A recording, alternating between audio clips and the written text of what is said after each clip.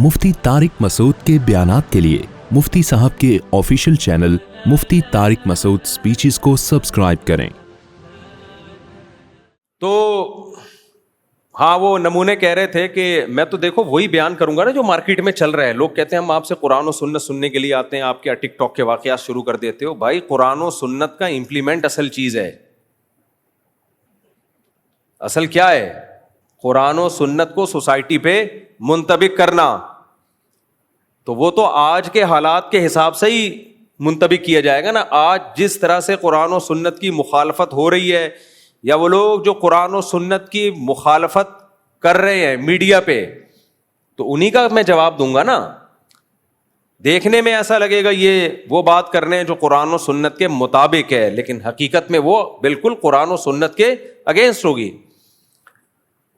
तो आजकल इस तरह के भी आए हुए हैं टिकटॉक पे कि 18 साल के बच्चे को घर से निकाल दो, यूरोप निकाल देता है, वो लोग निकाल देते हैं। हर चीज में दुम हिलाना उस सोसाइटी के सामने, हर चीज में दुम हिलाना। इनके एक आध चक्कर लगे होते हैं, दो चार चीजें ये देख रहे होते हैं। किसी भी सोसाइटी को ऐसे नहीं जांचा जाता मेरे भाई। तो दो चार चीजें देख रहे होते हैं कि 18 साल के निकाल देते हैं, तो वो अपने पांव पे खड़े हो जाते हैं। मोर्गेज पे उनको घर मिलता है, अपने पांव पे खड़े हो गए हैं। कर्जे पे घर मिल रहा है, गाड़ियां कर्जे पे मिल रही है, अपने पांव पे खड़े हो गए। सारी जिंदगी हुकूमतों के गुलाम रहते हैं भाई, सारी जिंदगी। अपना कुछ भी नहीं है, सारा फ्री फोकट का गवर्नमेंट की तरफ से मिला हुआ होता है, और वो सारी जिंदगी गवर्नमेंट सूद के साथ किस्तें काटती रहती है, उसमें जकड़े रहते हैं। ये बिल्कुल ऐसे ही जैसे इंश्योरेंस वाले कहते हैं अगर आप इंश्योरेंस करवा लेंगे आप इंश्योर्ड हो जाएंगे। यार, मंजन किसी और के सामने बेचो, ये तुम्हारा मंजन सेकुलर लिबरल लोगों में चलता है।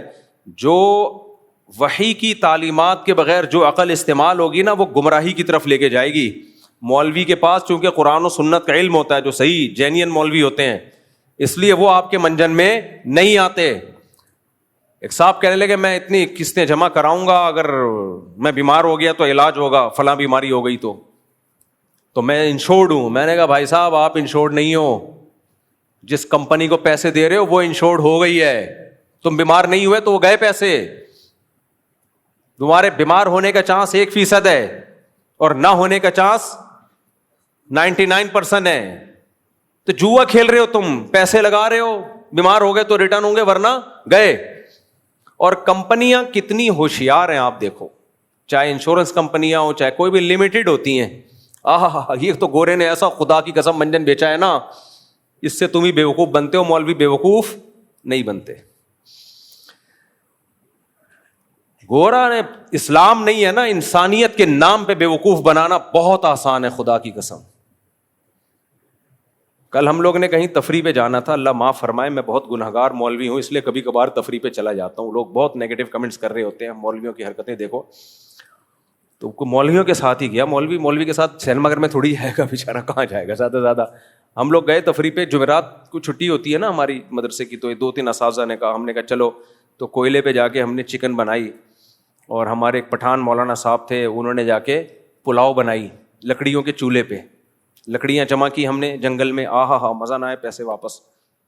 लकड़ियाँ जमा की, आग लगाई, ईंटें रखी, वो बिल्कुल सच्ची मुच्ची का देसी स्टाइल। बड़ा मज़ा आया, खा पी के नहर में नहाए वाए आ गए वापस। मैं क्या कह रहा था वो तो भूल ही गया मैं। नहीं, चक्कर पे नहीं, ये वाकया कुछ किसी और वजह से सुना रहा था मैं। हाँ, क्या कह रहा था मैं, मौलवी को वो तो लिमिटेड तो होती, हाँ।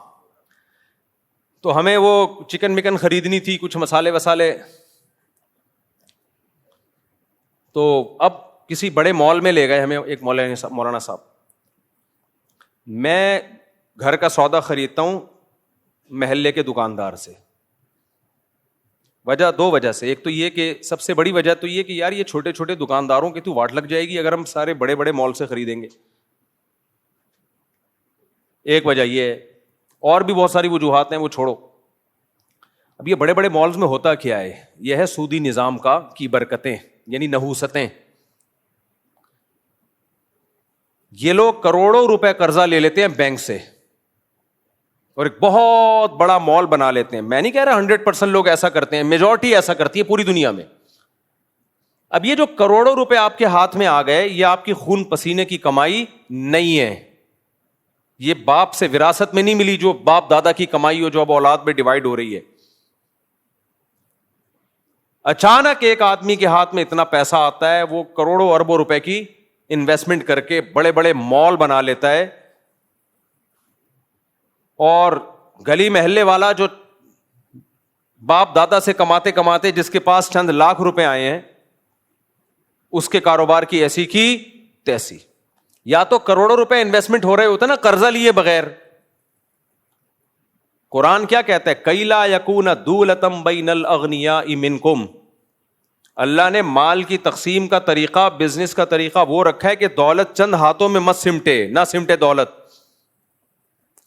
یہ سودی نظام ہے جس کی نحوستیں ہمیں نظر آ رہی ہیں. کیا آپ اتنا پیسہ بینک سے اٹھا کے, آپ کا کچھ بھی نہیں ہے اس میں, آپ کی کمائی نہیں ہے, وہ قرضہ لے کے جب آپ بزنس شروع کرتے ہو آپ کا پیسہ تھوڑی ہے وہ, آپ نے تو چند فیصد سود دینا ہے اس کو. تو آپ اتنی بڑی انویسٹمنٹ کر کے اتنے نوٹ چھاپنا شروع کر دیتے ہو, اور جس کے پاس یہ انویسٹمنٹ اتنی نہیں ہے اس کی ایسی کی تیسی, سارا کراؤڈ آپ کی طرف چلا آتا ہے. اگر یہ قرضے کا نظام ختم ہو جائے تو پھر آپ کیا کرو گے؟ جتنے پیسے جیب میں ہوں گے اس سے مال بناؤ گے, جو کہ اتنا بڑا بنانا آپ کے لیے ممکن بولو نہیں. پھر ایک محلے میں 20 دکانیں ہوں گی, اب وہ 20 دکانیں ختم ہو کر ایک ہی آدمی کے ہاتھ میں بڑے بڑے مال آ گئے ہیں, اسی کی برانچز پوری دنیا میں کھل رہی ہوتی ہیں, سارا پیسہ سمٹ کے چند ہاتھوں میں آنا شروع ہو جاتا ہے. یہ کسان لوگوں کے ساتھ کیا ہوتا ہے؟ آپ نے بینک سے 1 ارب روپے قرضہ لیا, سارے کیلے ساری گندم آپ نے 1 سال پہلے بک کر لی کہ یہ مجھے ملے گی. اب ساری پیداوار چند ہاتھوں میں آ رہی ہے, جنہوں نے کیلے کی تجارت پہ, آم کی تجارت پہ, گندم کی تجارت پہ قبضہ کیا ہوا ہے. اسلام ان کی بدماشیاں کرنے نہیں دیتا, کیونکہ اسلام کس کا دین ہے؟ اللہ کا دین ہے نا. تو اللہ نے اس وجہ سے سود کو حرام قرار دیا. خیر یہ ایک بڑا لمبا چوڑا ٹاپک ہے. آپ خریدیں مال سے, شاپنگ ناجائز نہیں ہے, لیکن یہ جو بڑے بڑے مال بن گئے نا اتنے اربوں روپے کی سرمایہ کاری کر کے, یہ اربوں روپے اکثر لوگوں کے پاس یہ پیسہ سود کا ہوتا ہے. اگر سود اللیگل ہو جائے, سودی بینکاری ختم ہو جائے تو پیسے کی سرکولیشن نیچرل ہوگی. پھر اتنے بھاری بھرکم قرضے کوئی کسی کو دے گا نہیں.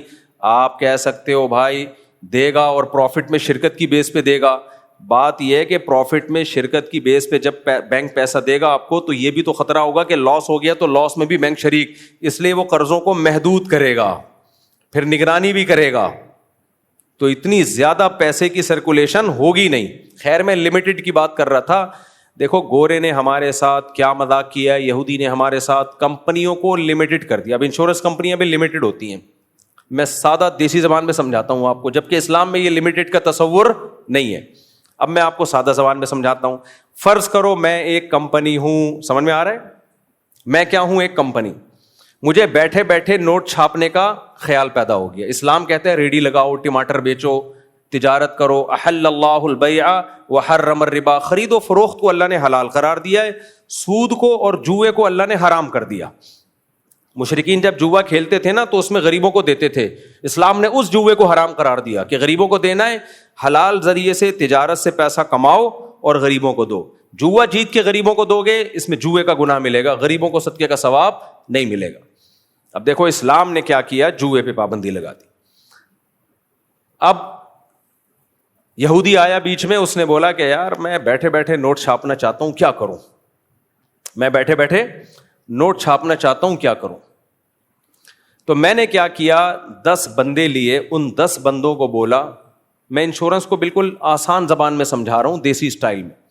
میں نے 10 بندوں کو بولا کہ آپ لوگ ہر مہینے مجھے 1-1 لاکھ روپے دے دیا کرو. فار ایگزامپل, اتنی بھاری قسط ہوتی نہیں, ایک مثال سے بات سمجھا رہا ہوں. تو میرے پاس مہینے میں کتنے آ گئے؟ 10 لاکھ. یہ ریڈی لگا کے آئے, پان گٹکے کی دکان کھول کے آئے ہیں. پان گٹکے والے کو بھی کچھ محنت کرنی پڑتی ہے کتھا چونا لگانے کے لیے. یہ آ گئے فری پھوکٹ کے 10 لاکھ. آپ مجھے کیوں دیں گے؟ میں آپ کو کہوں گا دیکھو اس 1 لاکھ کے بدلے میں آپ انشورڈ ہو جاؤ گے, آپ سیو ہو جاؤ گے, آپ محفوظ ہو جاؤ گے. منجن یہاں سے اسٹارٹ. اصل میں یہ محفوظ نہیں ہو رہے, محفوظ میں ہو رہا ہوں جو بیٹھے بیٹھے ہر مہینے 10 لاکھ روپے جمع کر رہا ہوں 10 آدمیوں سے. اب وہ 10 آدمی چونکہ وحی کی تعلیمات سے آشنا نہیں تھے, وہ مغربی دنیا کی صبح و شام گورا ایسا, شاخ سڑکیں, ڈھکن لیس گٹر, attitude, nice to meet you, وہ ان چیزوں سے متاثر ہے کیونکہ میٹرک بھی کیا اس نے, انٹر بھی کیا ہے, گوروں کو ہی پڑھا ہے اس نے. وحی کی تعلیمات نہ اس نے کبھی پڑھی نہ اس کی کبھی سمجھ میں آئی. اس نے اگر ایم اے اسلامیات بھی کیا ہے تو اس میں پڑوسیوں کے حقوق سے آگے کچھ بھی نہیں ہے, حقوق پھر بھی نہیں ادا کر رہا ہوتا پڑوسیوں کے. ہمارے پڑوسیوں نے تو امید ہے ایم اے اسلام, پتہ نہیں, خیر اب آپ کو کیا پتا اپنے کون سے پڑوسی کی بات ہو رہی ہے. میں اپنے پڑوسی کی غیبت بھی کرتا ہوں تو غیبت نہیں ہوتی. اگر کوئی پڑوسی آئیں گے تو بولوں گے تم تھوڑی, میرے تو کئی اور بھی ہول سیل کے حساب سے پڑوسی ہیں میرے, کیا پتا میں کس کی بات کر رہا ہوں. خیر, تو اب کیا کیا ہم نے, میں نے 10 آدمیوں سے 1 لاکھ روپے جمع کر لیے. میں بیٹھے بیٹھے کتنے ہو گئے 10 لاکھ. وہ دیں گے کیوں؟ میں کہوں گا بھائی دیکھو اگر تمہاری ٹانگ ٹوٹی تو تم انشورڈ ہو. ٹانگ جوڑنا کس کی ذمہ داری ہے؟ بولو, میری. پہلے میں نے چیک کر لیا کہ اس کی ٹانگ واجبل ٹوٹی تو نہیں ہے, واجبل ٹوٹ تو نہیں ہے, ایسی تو نہیں ہے کہ کبھی ٹوٹ سکتی ہے. میں نے دیکھ لیا اس کو بائک بھی چلانی آتی ہے, ہر چیز میں ایکسپرٹ ہے, 99% چانس یہ کہ اس کی ٹانگ نہیں ٹوٹے گی, لہذا میں نے اس کی ٹانگ کی انشورنس کر لی. دوسرے کو میں نے کہا تمہارے گردے سیو ہیں, انشورڈ ہیں, تمہیں کڈنی کا کوئی پرابلم ہوا تو علاج کس کی ذمہ داری ہے؟